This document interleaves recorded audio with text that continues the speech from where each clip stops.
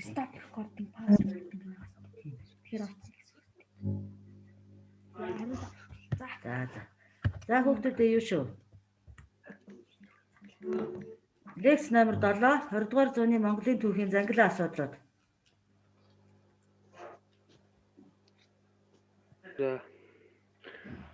За энэ Богдхаант Монгол улсын үеийн газрын зураг шүү. 1911-ээс 19 оны хооронд Богдхаант Монгол улс оршсон тогтносон шүү дээ.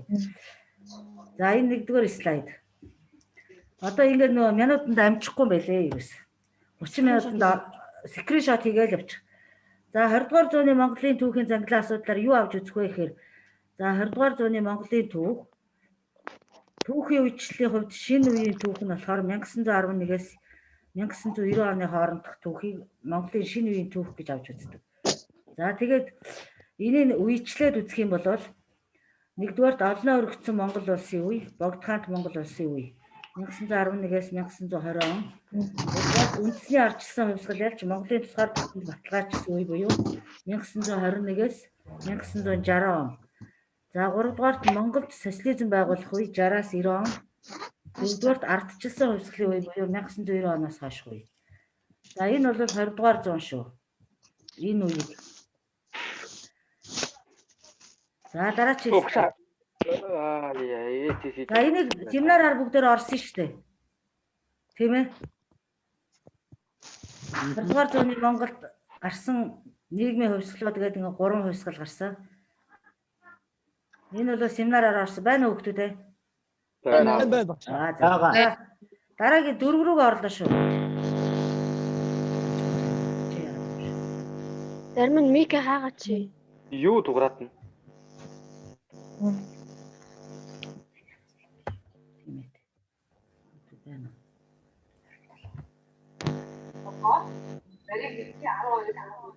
За энийг хараарай хүүхдүүдээ. 4-р слайд. 1911 оны үндэсний эрхчлөөний хувьсгал тусгаар тогтнолоос эргэж Богдхаант Монгол улсыг байгуулсан. За 1911 оны 10 дугаар сар, 1911 оны 12 дугаар сарын 29-нд 8 дугаар Богд Жавзан дам хотод. За эднийг ингээ бүгдийг юу яагаад аваарай. Скриншот хийгээд. Багш дараа нь жоох ярих юмтай тэрийг ярина шүү. Багш жоохон микрофон царгаад микрофон царгаад байна. Таны.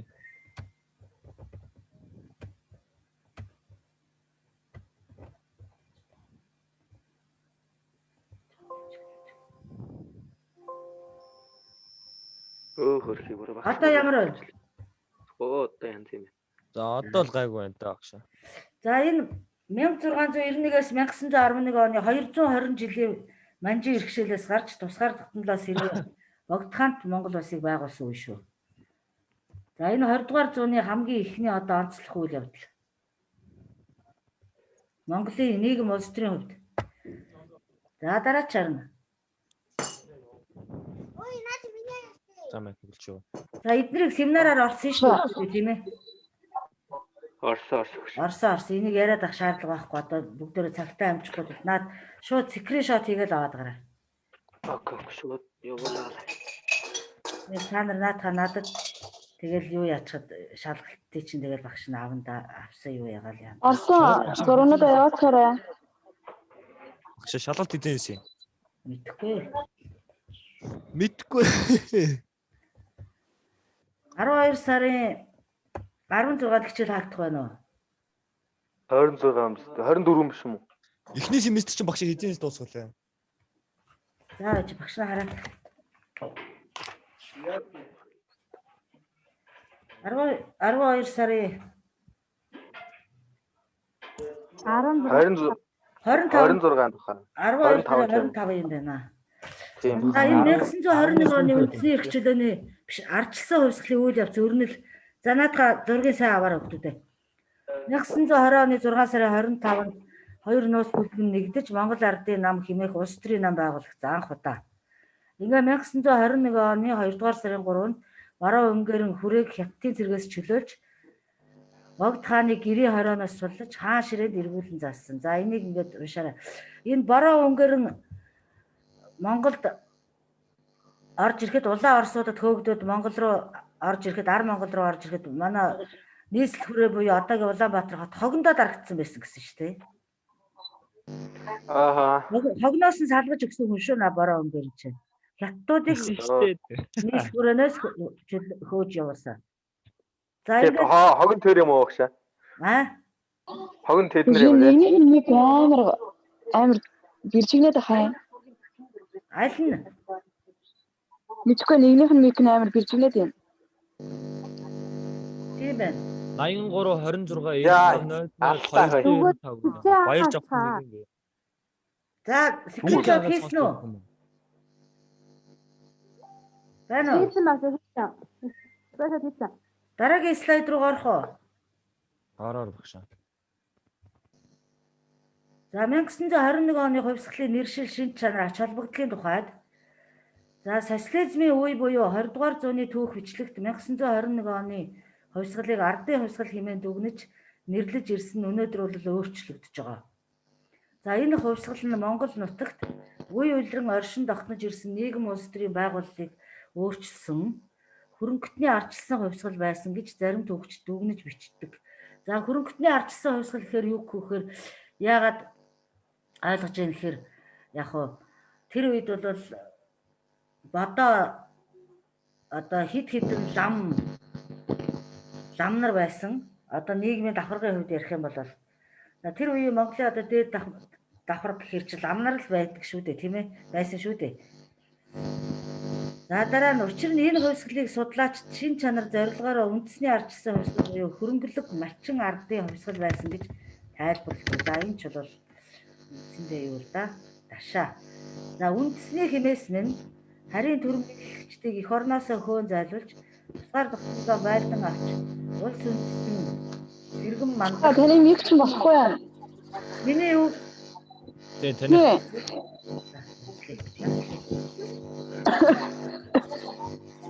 Асуудал байна да. Таны юм да. Бусд нь бүгд мик аачих, бусд нь бүгд мик аачих. Харин тий. Бусд нь бүгд хаачих. Тэмэр алхаа багшгүй хоомор юм. Бүгд хаачаад Ямар ч гэсэн бусд нь бүгдээр мик аачгаа. тэг. За асуух үедээ нэгээл асуугаад тэгээ буцаа аач. Хаада. Хаас багшаа таних л байна л да. Минийх төв зүгээр чи уцаа аваад тийш яваа. Хүүхэд хажууд долгион болоо. Одоо зүгээр юм. Одоо зүгээр. Хэвэр байгаа юм шүү. Одоо ороод ирлээ. Араа манай хүү харин хажууд За уцаа. яапын яр өгсөн. За үндэсний хэмээс нь харин төрөмгийлэгчдийг эх орноосоо хөөн зайлуулж тусгаар тогтнолоо байлдан авч улс үндэстэн сэргэн мандах эхлэлийг тавьж хамжлагын харилцааг эвдэж Монголын нийгмийг бүхэлд нь ардчлах нөхцөл болцоог алхамаар бүрдүүлж эхэлсэн оршилоо. Одоо энэ 11 оны хувьсгал. За ямар ч тугаа Монголд 4-5 сар эргэцсэн оршсон хоёр засгийн газрыг болгосон 1921 оны хувьсгалд нь үндэсний ардчилсан хувьсгал байж Монголд өргөн байсан хаант төрийн хэлбэрийг өөрчилж хэмжээт цаазт хаант засгийг бол тогтоосон байгаа. 1921 оныхын хувьсгал болохоор. За наадхаа скриншот хийгээл аваарай хүүхдүүдээ. За дараагийн слайд. За 1990 оны ардчилсан хувьсгал түүхэн нөхцөл шалтгаан. За энэ юун дээр орсон шүү дээ. Семинарын хичээл дээр. Ингээ семинар лекц хийчихэд авцаад яваад идэм аа бас зарим нь.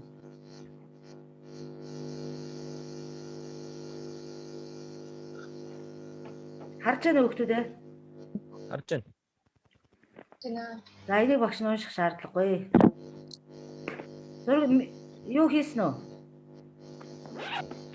Хийсэ. За. Тэгээ нөө үзээгүй хүүхдүүдтэй тавьчаараа юун дээрээ, групп дээрээ. За 1990 оны ардчилсан хувьсгал. За Монголд 1989 оны сүүлээс эхэлсэн ард түмний улс төрийн жагсаал цуглаа 90 онд бидний ардчилсан хувьсгал болж өрнөсөө. Тухайн үед дэлхийн улс төрийн байдлын өөрчлөлтийн нөлөөгөөр эрх баригчид ардчилсан хүчнүүдийн шаардлагад хүлээцтэй хандаж буулт хийснээр Зөвлөлт холбоот улсын дагуул орн гэгдэж байсан Монгол орн 20 дугаар зууны төгсгөл үед хөгжлийн шин замд орсон. За 1990 оны ардчилсан хувьсгал нь 1911 оны ноёд язгууртнууд эхэлж 1921 онд цэрэг түшмэд ардуудын өртөөлөн мандуулсан Монголын тусгаар тогтнол үндэс угсаа эрх чөлөөний төлөөх үргэлжилсэн их тэмцлийн бүрэн төгс ялалт байсан. За 1990 он хүртэл бүгд найрамдах Монгол ард улс тусгаар тогтносон бие даасан төр улсын хувьд дэлхийн олон оронд улс төр дипломатын утгаар хүлээн зөвшөөрөгдсөн боловч зөвлөлт холбоот улсаас шууд хараат байдлаар оршин тогтнож ирсэн.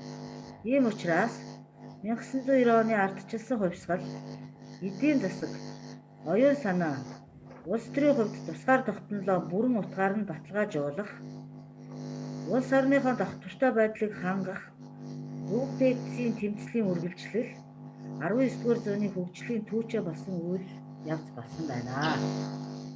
Энэ 90 оны хувьсгалын ач холбогдлыг ярьчлаа шүү дээ. Хэлжлээ багш нь. Багшаа Аа. нэг хүүхэд хүлээгээд авцаац гинэ. За.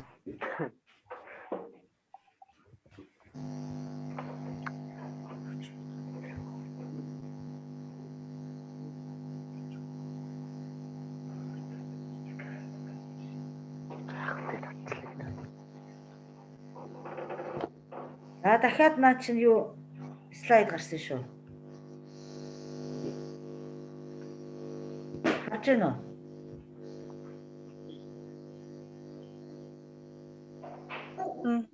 За дараач. Жина.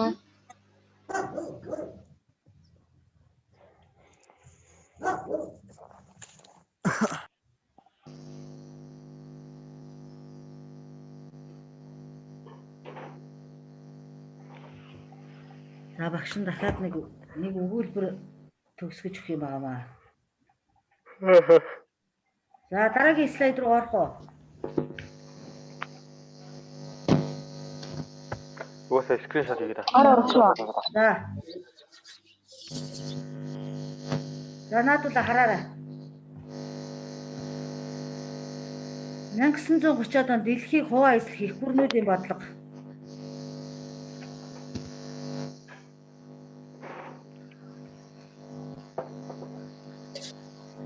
За танилуу хүүхдүүд хүсэлтээ явуулаад юм яа. За авлаа.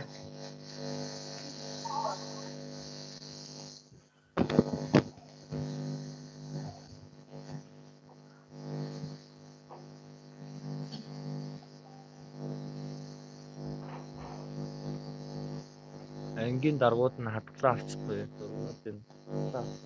За авж гин үү? Авчихгүй. За энийг скриншот хийсэн үү? Ийшээ. За энэ бол хэлбэгдүүлэлтийн үе шүү хүүхдүүд ээ.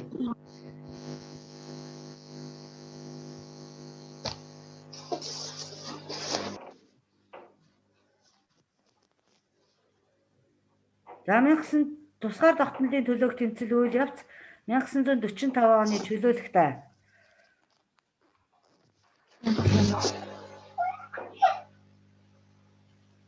За наадуула харж байна уу? Харж. За скриншотоо хийсэн үү?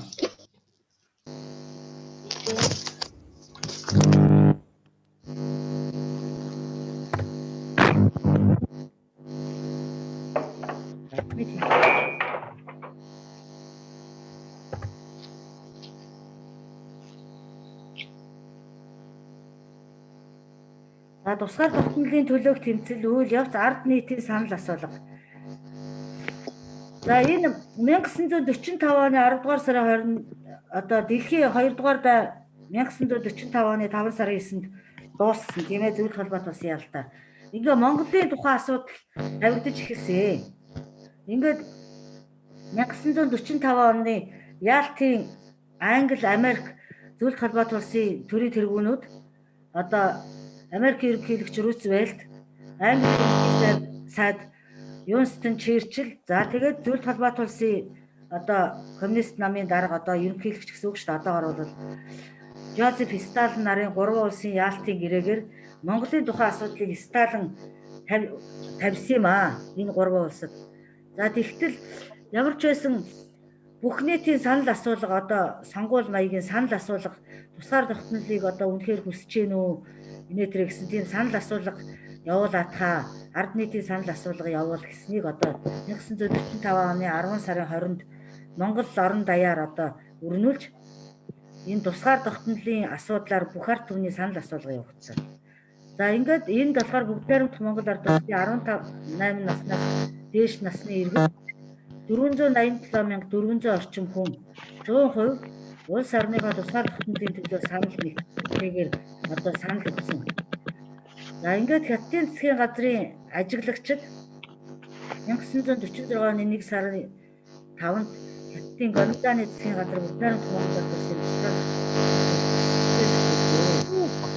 За яаж Багшаа намайг чинь бүр амар. Йоо, наач үр. Яриач санахгүй нөө. Чихээ хийгээ цаалаа. Тэгээд чихэр зүүцэн болохоор багшаа зөр. Алж чинь. яаж вэ? Чихэр зүүцэн чихэр зүүцэн панчнаад байна. Наад болохгүй наа. Тарчигнаад нэг юм. Слайда зургийг дараад ав. Хичээл дээр бол та зүгээр багшаа укасгаж байгаа юм шиг л зодож чинь зүгээр наач. Харин тийм. За шууд юу та нар өөрсдөө камеруудаа хаагаад дуунуудаа хаагаад над слайдуудаа л авчих. Одоо нөгөө цаг чинь дууслаа. За дараагийнх руу орох уу? Орой. За тусгаар энэ болохоор миний яриа ерөөсө болохгүй байгаа юм байна л да тийм ээ. За. Багшаа өөрөө нэг таачих шүү. За болсон уу? Энэ зургийг авсан уу? Нааша өрөөд орчих. Дараагийнх руу орох уу? Одоо зүгээр. Орой. За зүгээр гүлгээл яв. Слайд руу гоо. Слайд руу. Цагийн дууслаа. За. Газ дараад аваарай. За дараагийнхаа. За одоо ингэ болж байгаа хүмүүс ээ. За. Тэр доотлолт нь багш өдөр 20 дахь нь үлдчихлээ шүү дээ. Харин яах вэ? Аа. Байж дараачийн лекц болохоор шинэ үеийн Монгол улсын нийгэм улс төр энэ шүү заа юу. Одоо нэг лекц ороод болоо шүү дээ. Эзээ үлээ багш. Маргааш 3:30-аас семинар орё заа юу. За баяртай. Ингээд юм дуусгаа юу. Боломж алгаа. Баяртай.